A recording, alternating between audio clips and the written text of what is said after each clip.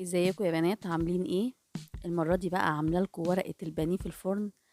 حاجة كده وهمية، هتعجبكم جدا وولادك هيطلبوها منك على طول. تعالوا بقى اقول لكم عملنا العظمة دي ازاي.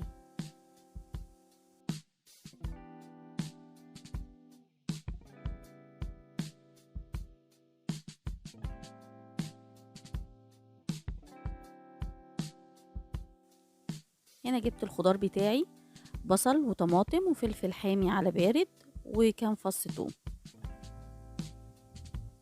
هقطع البصل جوليان او جوانح بالشكل ده كده. مش عايزين الشرايح يا بنات تكون سميكة، تكون رفيعة لانها مش هتاخد وقت. اني كده خلصت البصل والفلفل الرومي والفلفل الحامي. طبعا لو عايزة تستبدلي الحامي بالرومي مفيش اي مشكلة. وقطعت فصوص الثوم شرايح زي ما انتم شايفين كده. وبرده الطماطم هقطعها شرايح بالشكل ده.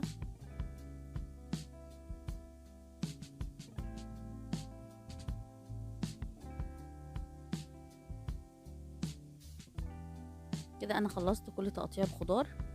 هنا عندي كيلو من البانيه. بصوا هو في طريقتين لتقطيع البانيه. ممكن نقطعه كده بالمنظر دوت اللي هو من النص، ونقطعه شرايح سميكة شوية، وممكن نقطعه كده على طول من غير ما نقسمه من النص.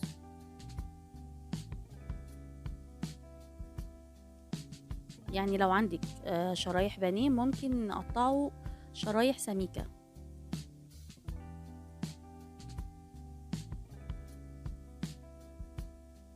انا كده خلصت كل الكمية.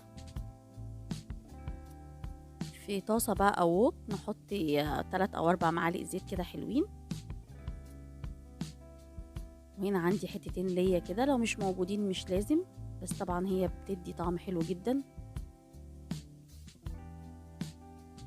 يا دوبك كده تاخد لون، وانزل بالفراخ. الفراخ طبعا مغسولة كويس جدا ومتصفية. بص بنزل واحدة واحدة عشان ما بردش الطاسة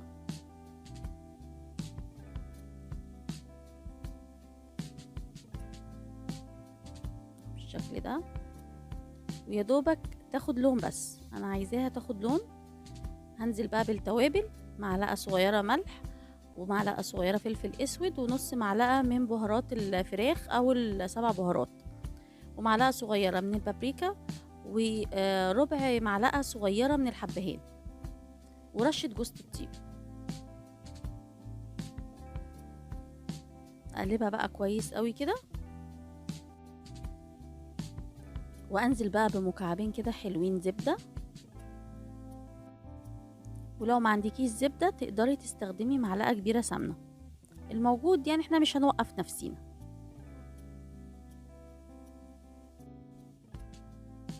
وانزل عليهم بعصير ليمونة. ده يا بنات الليمون اللي انا كنت مفرزاه معاكم، بصراحة تحفة. انا بقالي كام شهر مفرزاه وطعمه حلو جدا. واول ما ياخد اللون الحلو ده،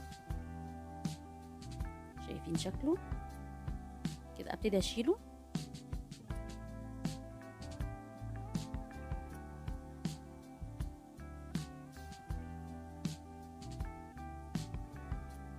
وانزل كده بمكعب زبدة تاني على مكان البانيه.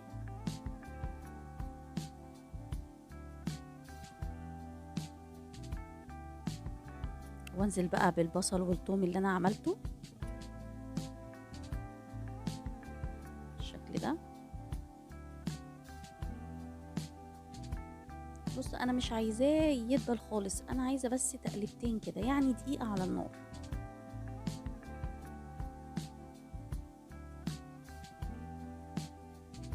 بالشكل ده. انزل بقى بالطماطم، وهخلي الفلفل للاخر. بصوا يا بنات انا مش عايزه الخضار يتهري، انا عايزاه كده يفضل ايه، ماسك نفسه. بس كده. انزل بقى برشة ملح وفلفل اسود،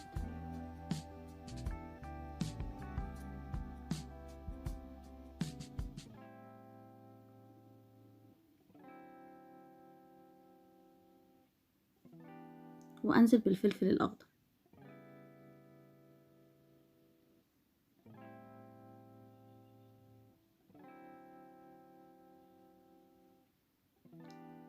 ثواني بس يا بنات وننزل بقى بالفراخ.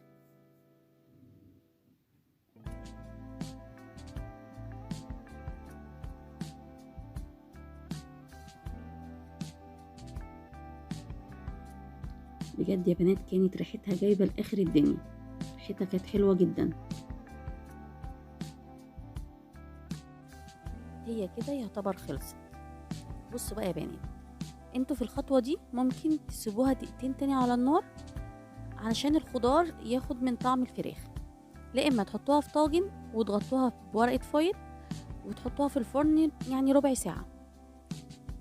انا بقى عملتها ورقه لحمه زي ورقه اللحمه كده، حطيتها في ورق فويل وورق زبده وقفلتها كويس جدا. بس طبعا كالعاده ان شاء الله انا هعمل لكم مسابقات على الحاجات اللي بنساها، كالعاده انا نسيت حاجه فهفتح واحطها تاني. بصوا هنا هفتح عشان انا نسيت احط يعني اهم حاجه بالنسبه لي قرنين الفلفل دول. والله يا جماعه انا ببقى حطاها جنبي بس انا مش عارفه انا ازاي بنسى الحاجه. اهو كده قفلتها وهحطها تلت ساعه في الفرن على درجه حراره 200 واطلعها. اهو كده خلاص طلعت. شايفين شكلها يا بنات عامل ازاي؟ بجد طعمها كان وهمي، هيعجبكم جدا جدا كمان. الاكله دي يا بنات من الاكلات اللي عامله لي مشكله في البيت، كل شويه يطلبوها.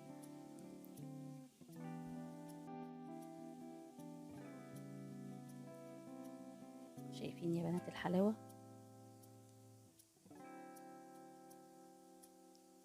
فيها بقى شويه صوص تحفه، وبألف هنا.